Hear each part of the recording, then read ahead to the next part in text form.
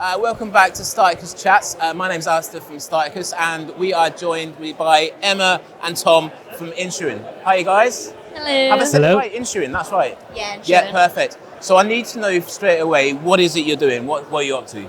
So Insurin is a mobile app to help newly diagnosed type 1 diabetics so they can live with confidence and without fear. When newly diagnosed with type 1 diabetes, or you are given us leaflets, and considering the average age of diagnosis is 15, the lack of engaging and age-appropriate content on these leaflets often leads to they're ignored and disregarded. So we really want to focus on the mental and emotional impact to help newly diagnosed diabetics grow an independence throughout their teenage years with the condition. Okay, awesome. So I'm guessing, obviously, what's the average age of someone obviously being diagnosed? 13. 13. So potentially your audience for this is quite young, and they do need something which is they're quite digital savvy and tech, so they need that tech platform or that kind of app that they can communicate with and use, which is for them, really. Yeah. Okay, cool. So how have you got to where you are so far? So Insurin was my final year project at university. Yep. It was suggested by a lecturer that I applied for Co-Founders by Catalyst. And at Co-Founders by Catalyst, you're able to meet like-minded individuals who love your business idea and want to become your co-founders. So that's why I met Tom, Michael and Lucy. So we were able to form a great team. Yep. And from that, then we were able to enter competitions like the Belfast Business Idea Award, which we won, and the Belfast Telegraph Award pitching competition.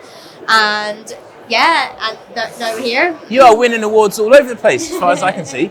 Tom, what's your background then from going into co-founders?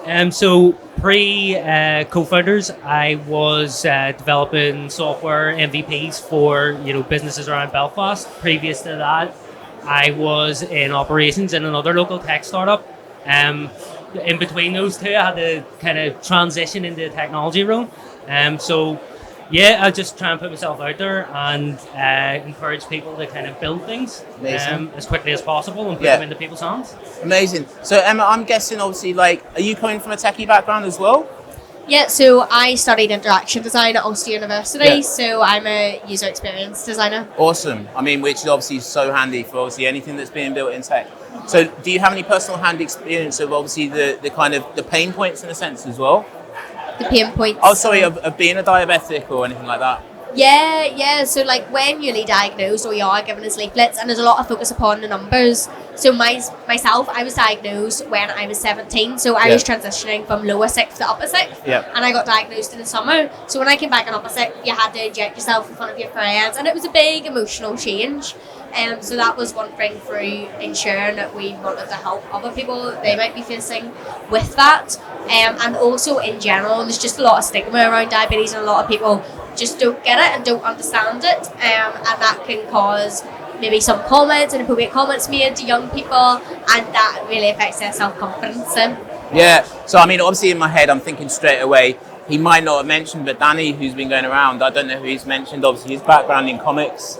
No. Oh, okay, cool. So Danny works with NHS England, and he's created some comics which teach kids about diabetes, and obviously he's using the comic medium to be able to give kids the opportunity to kind of better understand, obviously, because it is such a change going from not knowing what that is to then obviously having all this old-fashioned leaflets and literature that you have to read through. So he's used comic and visual storytelling to kind of pass that story on. So I'll have to get you to chat to Danny as well. His connections, I think, with Portsmouth NHS. So where are you at now, and what do you need in terms of help? We're building our V1 MVP at the moment, and I suppose what we're looking for really is any contacts who can help us with the commercialization piece, entrance into kind of NHS and things like that. Obviously, the technology side of things, we can build, but there has to be, a route that we need to follow. So anyone with that kind of expertise, come and have a chat with us. Yeah, perfect. And obviously, anyone listening in, it doesn't have to be NHS in Northern Ireland, I'm guessing. It could be obviously across in the whole of the UK. And do you see the south of Ireland as a market as well? Obviously, that's somewhere where you could develop. Absolutely. We're kind of V1 will be ready for any kind of English-speaking market. Yeah, absolutely.